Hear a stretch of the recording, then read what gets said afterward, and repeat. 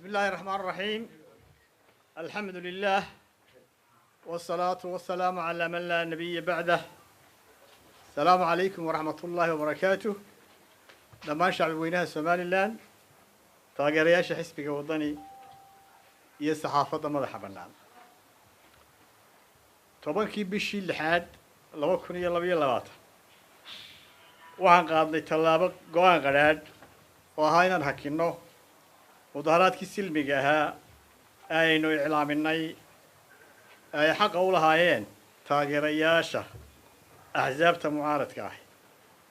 ee ay u diyaargaroobeen annaga oo tixgelinay ergadii cuslayd ee reer Somaliland ee noo timid may ahayn rag la diidi karayay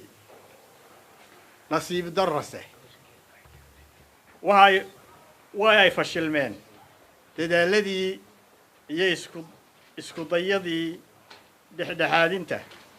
ee ergooyinka kala dambeeyey sidaad warbaahinta kala socoteen waxaan uga mahadnaqayaa taageerayaasha axsaabta mucaaradka ah dulqaadkii ay muujiyeen muddadii ay socotay isku dayga waanta iyo dhexdhexaadintu maanta waxaan rabaa inaan la hadlo shacbi weynaha jamhuuriyadda Somaliland iyo cid kasta oo la jecel ka leh isla markaana danaynaysa arrimaheeda kama hadlayo horeeyaan iyada qoraal ku soo bandhignay dooda labada xisbi ee ucid iyo wadani khaas ahaan dhinacyada siyaasadda iyo sharciga markii hore dalkeena waxa ka jira dhibaatooyin culus oo tiro badan oo ay ka mid yihiin cabsida cunto yaraanta adduunka soo wajahday sicir bararka iyo maciishada oo cirka isku shareeray abaaraha riiq dheeraaday iyo dayaca ka muuqda bulshada korarka qiimaha shidaalka leydhka iyo saamaynta guud ay ku yeelatay nolosha muwaadinka maanta baska inta lagu raaco Hargeysa waa garanaysaa waa 3,000 ama 4,000 caburinta xorriyatul qowlka iyo saxaafadda madaxa bannaan oo maanta naxashka sii saaran tahay laanta afka Soomaaliga ee BBC ku tumashada xuquuqul insaanka oo harkaha goosatay burburinta hanaanka dimuqraadiyadda Somaliland ku xadgudubka dastuurka iyo xeerarka dhaqangalka ee Somaliland dhaawacidda wadajirka iyo midnimada shacbiga xaalad abuur sababi kala degenaansho la'aan iyo xasilooni darro tusaale ahaan hadalka xukuumaddu ku soo celceliso oo ah inaan aniga ama xisbiga wadani haysto ciidan beeleed arrintaas oo haba yaraatee aanay waxba ka jirin laakiin xukuumaddu ku xalaashanayso inay cid weerarto ama dhiig daadiso xaaladda la abuurayaana waa in xisbiga kulmiye oo ka mid ah xisaabta jira uu rabo inuu sifa sharci darro ah dalka ku sii haysto marka ay taasi dhacdo axsaabta mucaaradka ahi ma noqon doonaan daawadayaal foolxumada dhacaysa ka aamusa tallaabooyin badbaado ah oo qorshaysan ayay qaadi doonaan muranka siyaasiga ahi waxa uu soo jiitamayay tan iyo markii ay qabsoontay doorashadii isku sidkanayd ee golayaasha deegaanka iyo golaha wakiilada ee lagaga adkaaday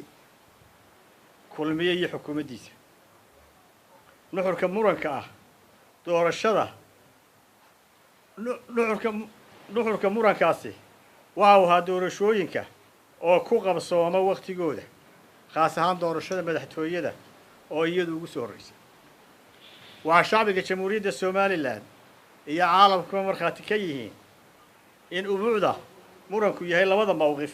ee iska soo horjeeda ee ah doorashooyinka waqtigooda ku qabsooma oo dastuurka iyo xeerarka loo hoggaansamo iyo mowqifka xukuumadda iyo xisbigeeda ah oo ah doorashana qaban maayo dastuur iyo sharcina u hoggaansami maayo maantana waxay maraysaa mucaaridow cirka soo dumiya shacbiga Somalilandow waxaad markhaati ka tihiin inta jeer ee uu muuse fagaarayaal iyo kulamo kaleba ka sheegay in doorashada madaxtooyadu waqtigeeda ku dhacayso waxaa maanta xaqiiqo ah indhihiinuna hor taalla caqabadaha badheerhka ah ee muuse sameeyey si aan doorashada madaxtooyadu xilligeeda ugu qabsoomin oo ay ugu muhiimsan tahay kala diriddii guddigii doorashooyinka qaranka ee hore iyo dhammaystir la'aanta xubnaha komishanka cusub oo ilaa maanta muuse qaar jeebkiisa ku haysto eebbe wuxuu yidhi yaa ayuha aladiina aamanuu lima taquuluuna maa laa tafcaluun waxaa kale oo markhaati ka tihiin in madaxweyne muuse intaasoo jeer fagaarayaal tiro badan iyo kulamo hooseba ka sheegay inuu muranka dhammayn doono inuu wax dhegaysan doono inuu qabsoomi doono inuu dadka isku wadi doono inuu tanaasul iyo dulqaad samayn doono abwaangaariye eebba ha u naxariistay wuxuu yidhi ma taqaanid beenta runta barashadeedaa bela kaa hor joogta shacbiga Somalilandow waxaad markhaati ka tihiin inaannu geed dheer iyo mid gaabanba u fuulnay sidii aanu si nabad ah oo deggan doorashooyinka qorshaysan ee dastuuriga ahi ee sharciga ahi inoogu dhici lahaayeen siday awalba u qabsoomi jireen waxaanu samaynay wax kasta oo dhinacayaga looga baahnaa si sare iyo hooseba waxaanu ula xaalnay ciddii ay khusaynaysay doorashooyinku oo madaxweyne muuse ugu horreeyo markii uu abuurmay khilaafka siyaasiga iyo sharci mudaharaadkii silmiga ahaana dhacay waxaa xisaabta mucaaradku aqbaleen kalsoonina siiyeen ergadii is abaabushay ee isxilqaantay ee ka koobnayd reer Somaliland oo dhan bil iyo badh kadib markii muuse uu diiday inuu siiyo kalsoonida ergadii waxaanu mar labaad kalsooni siinay labada guddoomiye ee golaha guurtida iyo golaha wakiilada oo madaxweynaha iyo axsaabta mucaaradku isku waafaqeen inay yihiin dhexdhexaadiyayaal noona qabtay golo laba dhinac dood si daahfuran ugu soo bandhigeen waxayna soo jeediyeen dhinac kastaa doodda qoraal ugu soo gudbiyaan xisbiyada mucaaridka ahi waxay u gudbiyeen doodii oo qoraal ah xilligii loo qabtay waxaanu sugaynay inay go'aan ka soo saaraan dhegaysiga iyo qoraalka doodda labada dhinac labada guddoomiye waxay la kulmeen muuse bixi kadibna waxay la kulmeen xisbiyada mucaaridka ah halkaa oo ay halkii aan ka sugaynay go'aankii garnaqsiga inay ku dhawaaqaan waxaa labada guddoomiye nagu wargeliyeen in muuse biixi u sheegay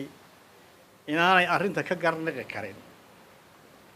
taasoo macnaheedu yahay inuu kalsoonidii kala noqday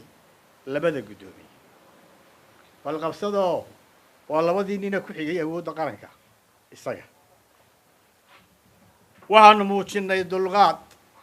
mas-uuliyad tudhaale iyo garqaadasho annagoo gaadhnay inaannu qoorta dhiibanno oo wixii nalagu xukumo duubduub ku qaadanno sidaasna waxaanu u yeelnay kalsoonida aanu ku qabnay inaannu gar leenahay oo sharciga ku taagannahay intaas oo aad markhaati ka tihiin iyo dadaallo kale oo badan oo caalamka iyo shakhsiyaad sharaf ku leh dalkeenna ay sameeyeen ayaa caddayn u ah inaannu wanaag doon nahay inaannu sharci doon nahay inaannu cadaalad doon nahay xataa shakhsiyan anigu maan hadal intii waxaa soo dadaalay socdeen anigoo ixtiraamayay ergooyinka hawsha waday waxaanu sidaa u yeelnay oo ugu adkaysanay culayska dareenka nagaga soo noqonayay mas-uuliyiinta iyo taageerayaasha xisbiyada mucaaradka ah annagoo xeerinayna xaaladda nugul ay ku sugan tahay Somaliland annagoo xogogaal u ah culayska ummadda ka soo gaadhay halgankii dib u xoreynta dalkan annagoo eegayna mustaqbalka danyarta dalkan ordanka ah annagoo il buuxda ku hayna colaadaha iyo xasaradaha ka taagan gobolka geeska Afrika mar kasta waxaa dulqaad mas-uuliyad iyo turaayo waayeelnimo kaga falcelinay tallaabo kasta oo daandaansi iyo deelqaaf bal ah oo xukuumadda xisbiga kulmiye ku kacaysay nasiib darro waxa hay'adnimada mucaaridka xukuumadda kulmiye iyo muuse u qaateen doqoniimo sidii horeba u sheegeen markii lagaga adkaaday xukuumadda xisbiga kulmiye doorashadii isku sidkanayd ee golaha wakiilada iyo golayaasha deegaanka taasoo ka turjumaysa in codka aqlabiyadda shacabka Somaliland mucaarid yahay markii rabitaanka shacbigu ka jeestay markii lagu hungoobay hogaamintooda ayay miciin bideen oo taageero ka raadiyeen inay awoodda dawladda qaybaheeda kala duwan u adeegsadaan danahooda gaarka waxaad markaati ka ahaydeen sidii axmaqnimada ahayd xurmad darrada ahayd ka marnayd milgaha iyo mas-uuliyadda dawladnimo ee weerarkii hubaysnaa ee ciidamada loogu amray inay ku qaadaan xisbiyada mucaaridka ah iyo muwaadiniintii isugu soo baxay mudaharaadkii silmiga ah waxaad markhaati ka tihiin sidii cadowtinimada ahayd ee loola dhaqmay muwaadiniintii aan hubaysnayn ee faraha marhnaa ee ragga saraakiilshaahi gacantooda ula tageen hablaha caarkeenna ah ee barmigeydada ah weliba aan cadaaladda la horkeenin waxaad markhaati ka tihiin xadhiggii lala beegsaday madaxda xisbiyada oo xisbi gaar ahi awoodda dawladnimada u adeegsaday waxaad markhaati ka tihiin sidii xamaqnimada ahayd ee rasaasta nool loola beegsaday mas-uuliyiintii kuwo kalena loo geystay jirdil iyadoo qaarkood laxaadkooda ku waayeen welina dhakhtar jiifaan eeba caafimaad ha siiyo waxaa markhaati ka tihiin sidii badheerhka ahayd ee aniga iyo madaxdii ugu sarraysay xisbiga waddani ciidanka loogu amray inay baabuur jiirsiiyaan waxaad markhaati laga wada yahay in hay-adihii amniga ee cadowga dibadda qaranku u samaystay lagu mashquuliyey xisbiyada mucaaridka ah oo laga jeestay xasaradaha iyo khataraha waaweyn ee gobolka ku soo kordhay mas-uuliyad darrada tallaabooyinkaa guracan ka dhasha waxayna dhaxal siin doonaan dhaawacaynaan ka soo waaqsan doonin waxaad markhaati ka tihiin dhammaan hantidii qaranka lahaa in loogu adeegayo hal xisbi warbaahinta qaranka xukuumaddu gacanta ku haysa waxay si gaar ah loogu adeegsaday fidma abuur waxaanay la mid noqotay warbaahintii Radio Rwanda xilligii dagaalkii ahliga ah waxaa kaloo markhaati ka tihiin hadalkii muuse ugu horreeyey ee uu ka jeediyey caleemasaarkiisa oo uu ku sheegay in dadku ku qaybsanaa doorashadii lagu doortay idinka ayaa idiin dhaafay qiimaynta halka xaal marayo 5 sano ka bacdi waxaase ka sii cabsi iyo welwel badan halka uu inagu wado muuse maanta anigu garan maayo goorta cadowtinimada inta leeg ay mas-uuliyiinta xisbiga kulmiye iyo xukuumaddoodu u qaadeen Somaliland iyo shacbigeeda turaale iyo lixajeclo midna kama muuqdo waxa hubaala in dhaawac weyn la gaarsiiyey hay'adaha dawladnimada dubdhaxaadka u ahaa isla markaana bulshada la dhex dhigay qoqob kala shaki iyo naxli taasoo wiiqday wada jirka iyo midnimada ummadda xasilooni darrada iyo qalalaasaha siyaasadeed cid kasta wuu saamayn doonaa maanta waxa ugu ayaan daran qofka ay la tahay inuu qalalaasaha uu dan yar ka helayo oo rajo ka qaba inuu dhibkeenna dheefsan doono badbaado qof doonayow ka shaada dareen ku beer dareenka samaha ku beer indhaha dubu soo muslimi ilaahay dartiis ku eeg daliilka hortaada yaal hadraawi ayaa ku soo afjaray maansadii dabahugan shacbi weynaha somalilan waxaan u sheegayaa in dhibaatada somalilan ku habsatay ka mug weyn tahay inta gudaha taal oo meel u bad qabtaa aanay jirin waxa ugu dambeeyey oo tusaale u ah dhaawaca somalilan soo gaadhay fariimaha ay caalamka ku fidiyeen xildhibaanadii dhowaan somalilan uga ololeynayay in wada shaqayn iyo iskaashi dhex maro dalkeenna iyo dalka maraykanka waxaad arkaysaa xildhibaankii hormuudka ka ahaa dadaalkaas senator jim rish oo fariin niyad jab ah soo dhigay twitterkiisa isagoo caloolxumo weyn ka muujiyey habdhaqanka xukuumadda kulmiye iyo sida ay ugu tumanayso xuquuqda aasaasiga ah oo ay ugu horreeyaan xuquuqda xorriyatul qowlka saxaafadda iyo siyaasadda sidoo kale waxay walaac ka muujiyeen in hindisayaashii iyo xidhiidhkii cusbaa ee ay wadeen halis ugu jiro xasilooni darrada iyo hubanti la'aanta siyaasadeed ee somalilan gashay darteed sidoo kale niyadjab ayaa ku dhacay xildhibaanadii ingiriiska ahaa ee u doodayay qadiyadda somalilan waxay xildhibaanadaasi si cad u sheegeen in xaaladda somalilan laga abuurayo iyo habdhaqanka xisbiga xukuumadda kulmiye ay adhaxjab ku yahay iyo xagaldaac ku yihiin dadaaladii ay wadeen isla markaana ay bilaabeen kafiirsi waxaana walaac ka muujiyeen xorriyadda oo aan nooceeda hore xayiraadda aan nooceeda hore loo arag ee laanta afka soomaaliga ee b b c-da lagula kacay iskaashiga iyo saaxiibtinimada somalilan loo hayaa ma aha mid ku dhisan ashkhaas iyo kolba inta xilka haysa laakiin waa dano istaraatiiji ah iyo mabaadi'da aasaasi ah mabaadi' aasaasi oo iskaashiga oo ku qotoma dawlad wanaagga si gaara waxaa somalilan oon la ictiraafsanayn xidhiidho badan ku mutaysatay nidaamka dawladnimo ee furfuran ee dhalay nabadda horumarka iyo xasiloonida ma jirto nabad iska jirta nabadda tirar bay leedahay ay ku dhisan tahay kuwaasay ugu horreyso cadaalad sinaan sharciga oo lagu dhaqmo iyo maamul wanaag ku dhisan wada tashi iyo isla ogol talada oo cid gaarahi maroorsato ayaa cadowga koowaad ee nabadda ah anigu shakhsiyan waxaan u taaganahay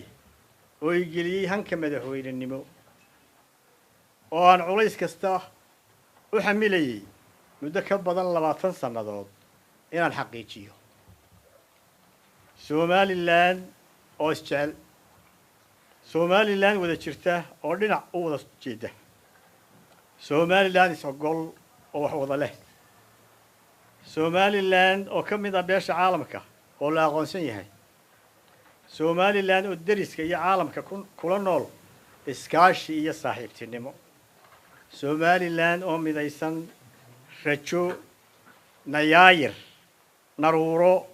iyo mustaqbal ifaya ay wada higsanayso mustaqbal aan cid gaar u ahi aanu jirin cid gaarina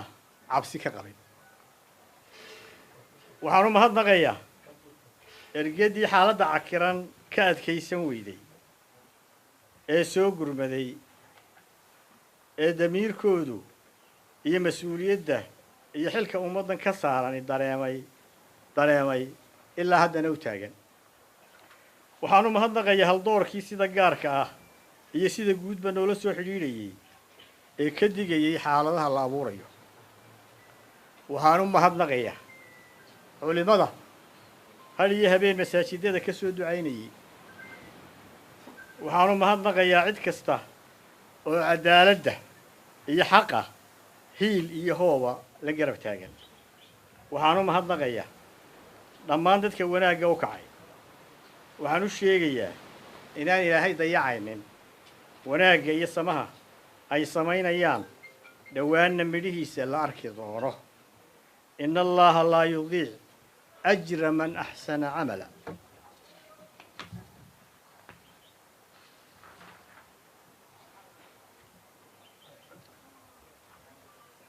cidda mas-uuliyadda koowaad saaran tahay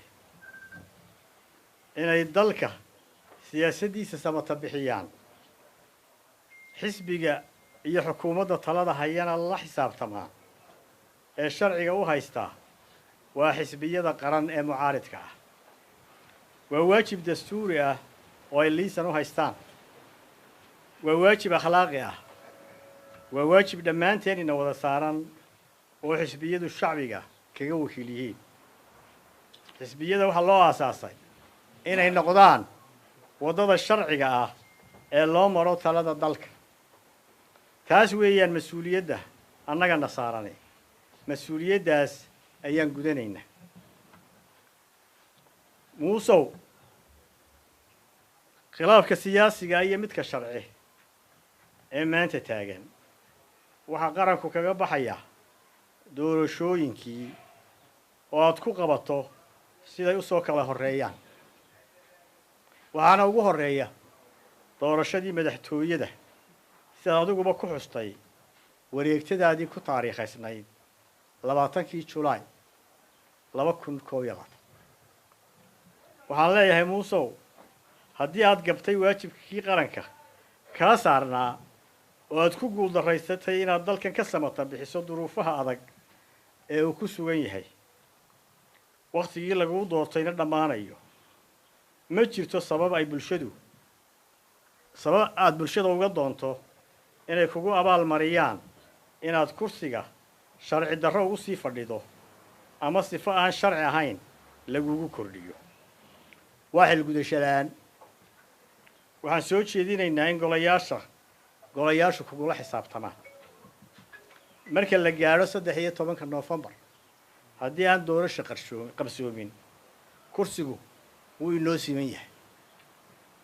xisbiyada mucaaridka ahina ma aqbali doonaan dowlad aan sharci ku dhisnayn oo sharci darro ah. xisbiyada qaranka ee mucaaridka ahi iyagoo ka turjumaya dareenka shacbiga reer Somaliland, iyagoo og in dalku u baahan yahay isbeddel maamul khayr leh, iyagoo ku qanacsan in isbeddelku ku yimaado hab dimuqraadi ah iyo codbixin, waxaanu ugu baaqaynaa ummadda reer Somaliland inay u diyaargaroobaan badbaadinta wixii aynu 30 sano ku soo tabcaynay ee dowladnimada xukuumadda maanta jirta xididada u siibayso jiritaankiisa. waxaa naga go'an inaanu hoggaaminno oo horgalno howlaha lagu badbaadinayo qaranka. muwaadin, intaasoo dhacdo oo aad markhaati ka tahay, waxaad ugu diyaargaroobaynaa badbaadada Somaliland oo aynaanu kala hadhin. xisbiga waddani isaga oo talo wadaag la ah xisbiga u cid, isagoo la tashi ballaadhan la yeeshay hoggaanka xisbiga waddani, guddiga fulinta, madaxda garabada haweenka iyo dhallinyarada, madaxda gobollada iyo degmooyinka iyo laamaha dibadda, waxay soo saareen oo ay go'aamiyeen: 1. waxaan ugu baaqaynaa taageerayaasha xisbiyada mucaaridka ah inay si ballaadhan oo qorshaysan ugu diyaargaroobaan in dib loo bilaabi doono bannaanbaxyadii nabadeed ama mudaharaadadii silmiga ahaa ee aynu hore u hakinay, kuwaasoo ka qabsoomi doona dhammaan gobollada iyo degmooyinka jamhuuriyadda somalilan golayaasha qaranka golaha guurtida iyo golaha wakiilada waa inay kula xisaabtamaan madaxweynaha iyo xukuumaddiisa xil gudasho la'aanta dastuuriga ah ee madaxweynuhu ku kacay iyo dhibaatooyinka dalka ka dhacaya iyo duruufaha adag ee dalku ku sugan yahay golayaasha looma dooran inay daawadayaal noqdaan